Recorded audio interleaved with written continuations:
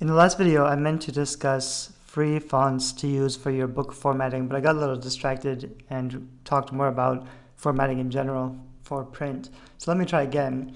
The thing about formatting fonts is the main part of your print book is going to be the body text. That's the main reader experience. That's where most of your font preferences are going to matter. But you don't really want to do anything crazy or interesting. You want to pick a very simple serif font that's clean and easy to read, and there's only a handful of them, so there's not really that many choices you need to make for the main body font consideration. I've actually put a little list. If you go to DIYbookformats.com and start here, I made a list of my favorite fonts to use for book formatting. There's only like 20 or so. Some of these are free or some aren't. I'm actually going to search for more free versions, and I'll add to this list free fonts with links so that you can, if you need to, and you don't have any budget for fonts, you can use free fonts for your book formatting. However, these fonts, I mean, they might cost $20 to $100, and you can usually find them installed on some computers, maybe even your computer.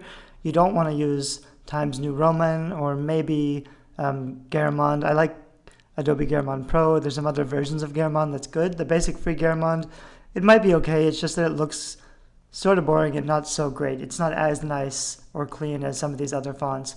And since you really want it to look right, if you don't want to pay for one of these nicer fonts, these nicer serif fonts for your body formatting, I still wouldn't use Times New Roman. I'd come here and look at the other options that I'm going to put on here, because even some free serif fonts will look better than Times New Roman. But that's only for the body font, because the body font is going to be clean and simple, serif, justified. There's not that many options for you to make. The first paragraph can be a little bit different, a little bit styled. Usually the first paragraph of the print book formatting will have, like this one has a serif and a drop cap. There's a few choices. It might have one letter that goes up like this. Usually it's not indented, the first paragraph, but mostly it's just going to be a basic serif font. So you don't want to go crazy and look for, if you search for free fonts, you'll find all sorts of awesome fonts to use, but you're not going to use any of those for the main body formatting, because you want to keep that body text really simple.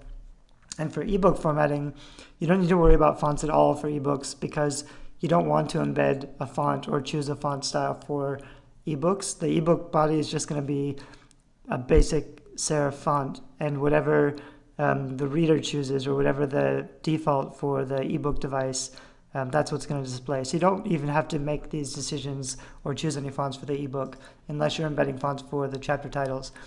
But to make your book look good, besides the body font, there's also going to be these chapter pages.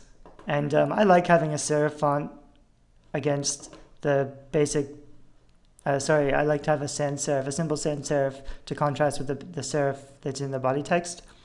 But you can do something a little more interesting depending on the genre. You can have a simple serif that's a little nicer. You can have something sort of fancy. If it's young adult or paranormal romance, you can take more design risks. However, the big thing is that you can't choose fonts that don't match your book cover.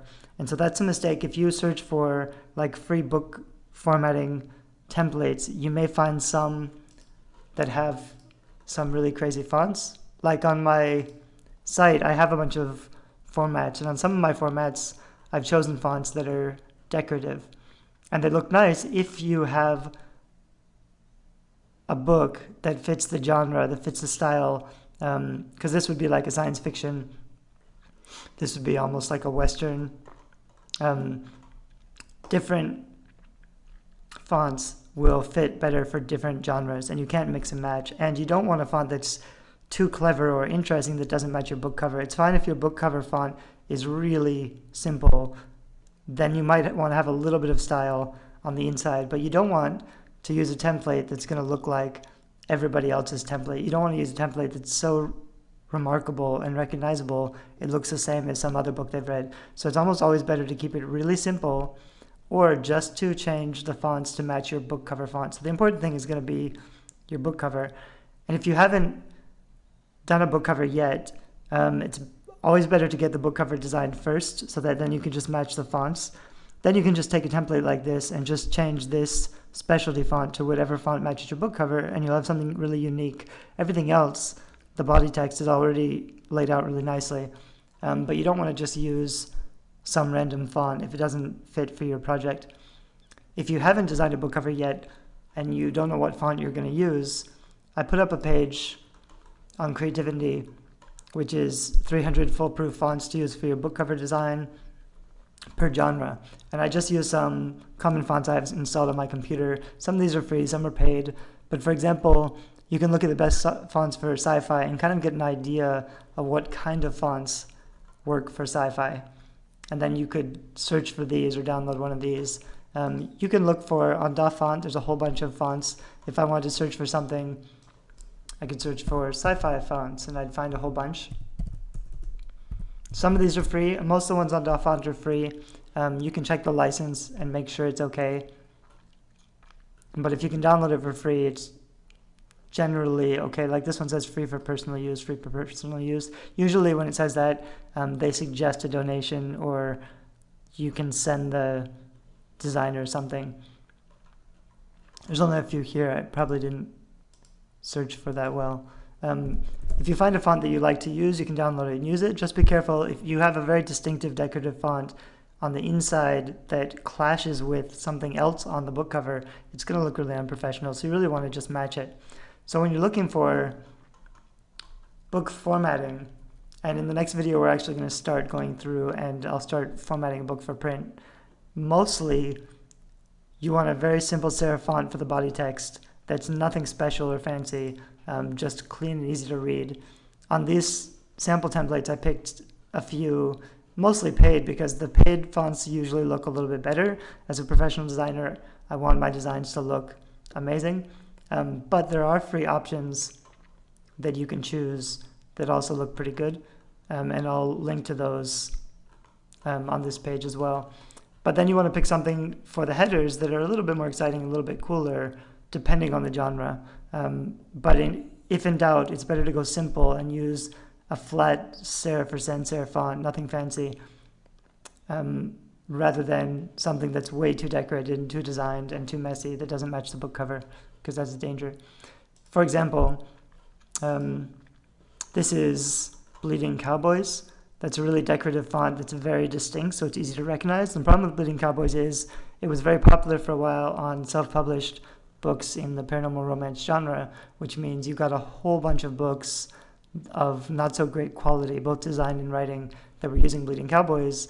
It was ubiquitous, you saw it everywhere. So while it might have been cool like the very first time a reader saw it, it started to become less and less cool. And now if I see Bleeding Cowboys on a book, I'll know that it's a self-published, low-quality book by someone who doesn't know design, because a real designer wouldn't use a font that's so distinctive like this that you recognize it automatically. You want something that's a little bit cool, that fits the genre and represents the right genre, but without being so stylistic that it's obvious what font it is, and you notice that maybe these two books from these authors you've read are using the exact same font in their book formatting. So those are some suggestions. I'll add to this list on DIYbookformats.com. DIYbookformats.com. I'll add to the list. I'll add some more free fonts so that you can download them and use them to format. I'll also probably make some new templates only using free fonts so that you can download the templates and make your own interior book formatting. But really, with any of these, they're all fine. You don't need 100 different templates to choose from with different styles or genres, because the body text and the headers and the page numbers are going to be almost the same in almost every template. There's not that many options to choose from. So really all you're doing is making the chapter pages match your genre and fit your book cover without being ridiculously crazy or ludicrous with some flashy fonts. As long as you can do that and keep all the spacing looking professional, then you'll have a pretty good book format. In the next video, I'm going to actually go through and show you how to lay out a book in Microsoft Word, and so that you can start from scratch and make a template like this that you can use for your self-publishing books. Okay, thanks. Bye-bye.